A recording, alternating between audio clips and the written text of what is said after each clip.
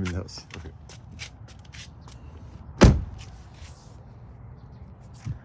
Beautiful morning in sunny Southern California. Okay, even in the winter time. All right. So some quick what was I saying? Some quick turbo thoughts for this morning. So this one is titled No Glass Ceiling. So what does that mean, etc. So the first thought is, I think in life nobody likes the idea of a glass ceiling. A glass ceiling is like kind of like a hard limit on things, and typically people quantify this in terms of numbers, right? Like money and stuff like that, right? Like even like shout out to Jay-Z and Lil Blue, daughter Blue rapping. Never seen the glass ceiling, never seen the ceiling in my whole life. And okay, so boom shakalaka. And the thought recently just thought to me because so the funny thing is I've been experimenting more with just like heavy dumbbells at the gym, and so the heavy gyms dumbbells goes all the way up to 150 pounds, which is, you know, pretty heavy. The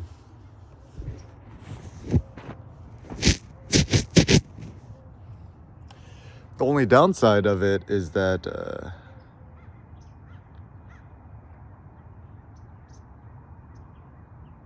it's limited at 150 pounds, right? So if you wanted, like, let's say you finally hit the 150 pounders, then you're just like, then what? It's like you had to go to a new gym with 160 pounds, 200 pounds, 300 pounds, right? Whatever.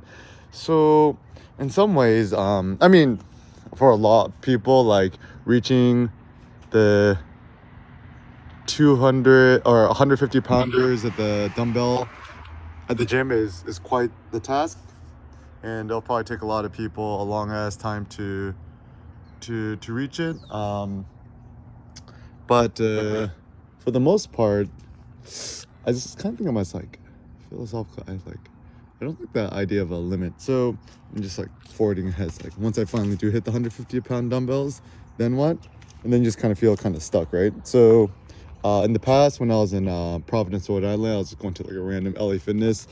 The dumbbells only went up to 100 pounds, and finally when I hit that, then I switched over to floor bench press because, you know, superior leverages, and kind of did that. The funny thought is, so I was randomly having some thoughts today, this morning. It's like the philosophy of happiness, right? So like the first big breakthrough I made was realizing that happiness is a combination of both challenge and danger. So the reason why I like doing like a heavy, like insanely heavy rack pulls, like 6 plates and 25 on each side, or insanely heavy squat walks, micro squats, six plates and I think 6 plates and a 10 and a 2.5 on each side is how much I did last time. 610 pounds, 605 pounds, not sure.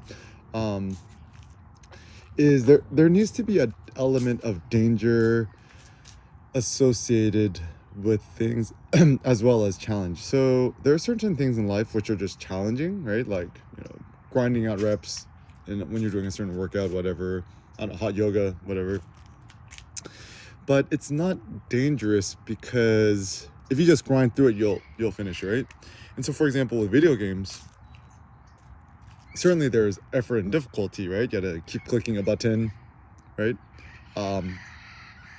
But there's no real danger because if you lose the game, there's real no big harm that comes your way. Yeah, not really. I mean, nah, not really. And that's also where like, people's like, what if real life was a video game simulation or a virtual reality simulation? It would just not be that interesting because there's no risk involved, right? And so, always when you're doing like kind of more like powerlifting style exercises, right? I think like what's always looming in the back of people's head is like, oh, you know, like I'm gonna hurt myself or hurt somebody else, or, you know, fail or whatever. So that thought of being able to of potentially failing at the back of your head is always a looming thought. But actually that's precisely what makes things interesting. So if you knew anything with 100% certainty, it probably wouldn't be that interesting. So, for example, like, you know, you see the pretty guy or the pretty girl, whatever you're into, right? You want to pick them up, or you know, say hi, or go on a date or something, right? Um, if you already knew with 100% certainty that they say yes to your request, it probably wouldn't be as interesting. It's kind of the fear of failure, which sometimes it psychs us out, but at the same time, I think it's what makes people fun. So, a random book that I read like way back in the day was like the pickup artist book. I forget what the game or mastering the game. I don't remember, right? Very very interesting book. You know, a bunch of these like cool pickup artists who walk around with like fuzzy purple hats and go to the club and try to pick up women, sleep with them, whatever, right? But I think their main pursuit or their primary interest, it wasn't just to like, you know, technically just like sleep with a really beautiful woman. It was actually because you know ultimately that becomes superficial then too. It's like more important is to have kids, right? Is it's kind of the difficulty or the quest or the technique or the approach which is so interesting, or just conquering the fear. So like, you know, see like a really pretty girl with a bunch of dudes, right? Like how do you just like randomly just like insert yourself in the situation and just like swoop on in and just like just you know, take this fly bird on a spin, right? What would they say in the UK? What, that's a fly bird, that's a, it's a something bird, she's a, not a hot bird, a fly bird. It'll come to my mind. Something about bird. So, one of the good things of traveling, right, or just being abroad, is learn all these new phrases and things is actually pretty good. Oh, also the word people love to say in the UK is kunt. You kunt. Apparently, it's like, I think in the UK to call someone a cunt is probably like worse than the F word in America, I guess. It's so funny to us Americans, the word, it's just like, it's like, I think I know what it means. I think it means like, you know, a woman's private parts. I think, I'm not 100% sure. But anyways,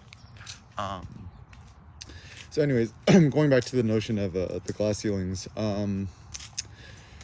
So yeah, I think it's part of human ambition to not want to have any glass ceilings, to not feel constrained or constricted.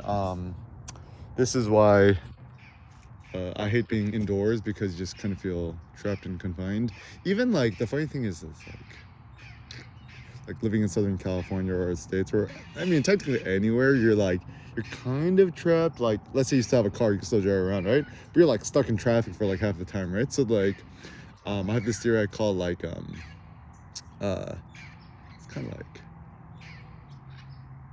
urban suburban islands, or to quote Cindy's friend Evan, archipelagos, suburban archipelagos, or concrete islands, or concrete archipelagos, where each area that you're in is kind of like its own bubble. And certainly you could venture out of the bubble, right? But you're gonna have to find another bubble to stay. And then I was thinking too, so like technically everywhere we is some sort of bubble. It's like, you know, you live in London, you're in a bubble, right? You're in downtown LA, you're in a bubble. You're in SF, you're in a bubble. You're in LA, you're in a bubble. I guess the only way to supersede the bubble is maybe not to interact so much with the people who live there, but you yourself to just kind of like think loftier, you know, think the whole, I don't know, the internet. I guess the internet is the ultimate unbubble. I mean, even the internet is, but I mean, what, how many billion people we have on the internet? Lots of people on the internet. So the internet is the future, right? Surfing the wild web, the World Wide Web, or the wild web, whatever you want to call it. And yeah, and I think also the notion with the glass ceiling is sometimes people think about glass ceiling. I think they tend to think of it like as a money thing, right? But let's say you have $1 billion, or $10 billion, or $100 billion, or $1 trillion, or $1 trillion, or quadrillion zillion dollars, right? like there's only so many Lambos you could buy, and so many, and then all the headaches that come with it, right? So let's say you own 100 Lambos, let's say, right? It's that, hey, we're gonna park it all, right? Okay, fine, find this place to park them all, right? Then like you want like the purple one today, right? It's like pull it out, right? It's like, oh fuck, I haven't turned it on in like a month. Gotta recharge the battery, and you had to call your assistant, right? But then your assistant is doing something else, and then so that kind of stresses you out. Or your assistant, you get angry at your assistant for not doing his assistancing things, and that causes you undue stress. So anything that requires more maintenance or stress is bad.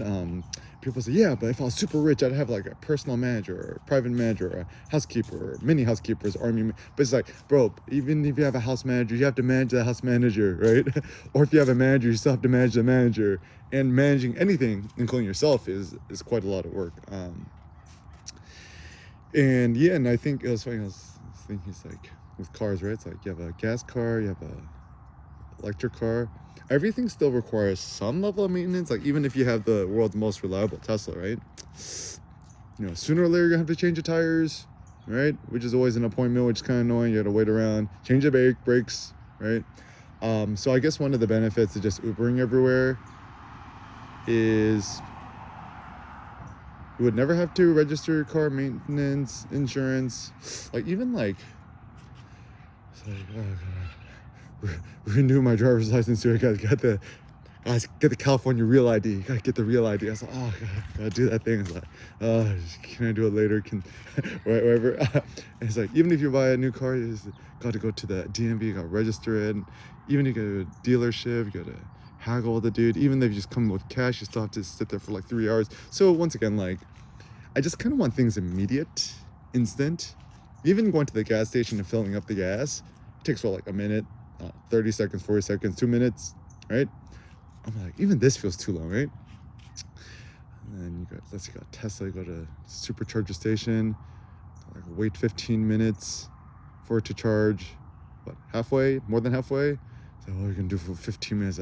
I gotta go into Target and kill. Like once again, like it's kind of like wanna be like Kanye. It's like live off the grid, it's for my kick. So living off the grid too, right? It's kind of another funny, kind of like a kind of pipe dream or a fantasy. It's like, oh yeah, if I had this, you know, Mercedes Sprinter van and it's made into a mini house and then live off the grid, I'd be so happy. I'd be traveling around America, blah blah. So yeah, but then like half the time you're spending your time at REI. Like whenever I go to like one of the like shopping mall outlets and you go outside the REI, there's always those funny like mini RV kind of hippie van people just like parked outside REI because like, oh, I gotta clean the septic tank, I gotta refill this and that, right? So everything in life requires some sort of maintenance. And on the grid living, you know, like there's lots of good things about the grid, right? Like the internet's a grid, right? Like if I didn't have the internet, you know, couldn't have become self-employed and done this funny stuff that I do, right?